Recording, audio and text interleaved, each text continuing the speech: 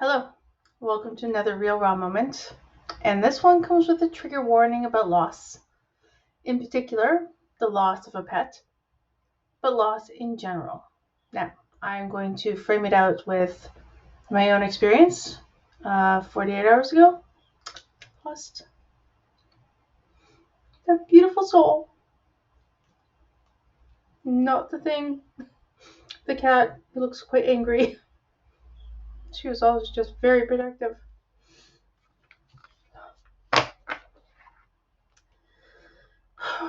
So loss affects us in so many ways.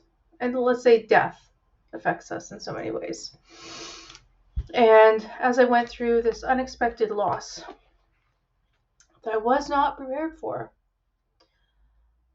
I also reflected on what I will preface as the ties that bind. That's a phrase that harkens to family, right? The ties that bind is family. And in PA, in particular, estrangement, those ties are challenged. We never think that those familial ties are going to be challenged, that they're going to go away, that they'll break, that they won't stand up to whatever the weather, that they'll always be there. And so while I'm talking about actual death, in this case, I'm also talking about death within PA. And that's a little more complex than life and death. This experience in the past 48 hours, of course, gave me pause, and I'm still grieving, and don't get me wrong, this is not easy to talk about, but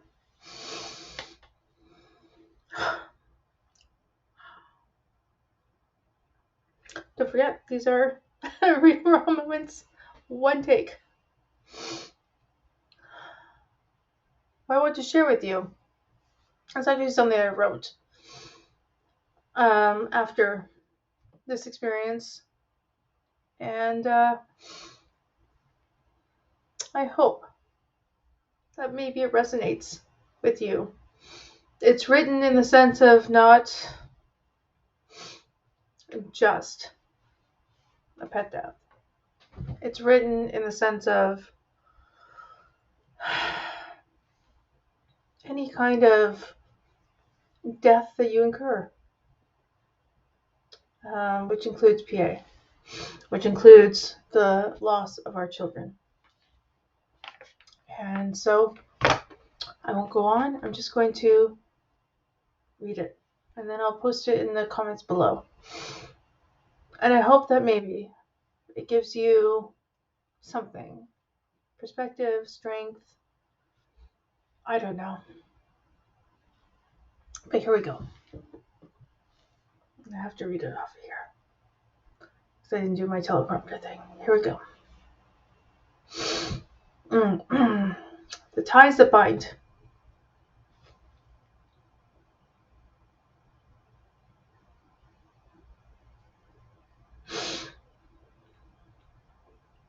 I practiced this, I thought it'd be okay. Okay. The ties that bind. The ties that bind are but gossamer strings. We view these ties as indestructible. Sailors' skilled knots that support the anchor and fight the tides. We don't doubt them and believe they will never break. Then the day comes when the weight on those ties is tested and we are forced to look at each strand. So many are frayed, broken, and stretched, far more than we ever knew. There are precious few that remain steadfast. Those that remain are transparent, glossy in their delicate strength.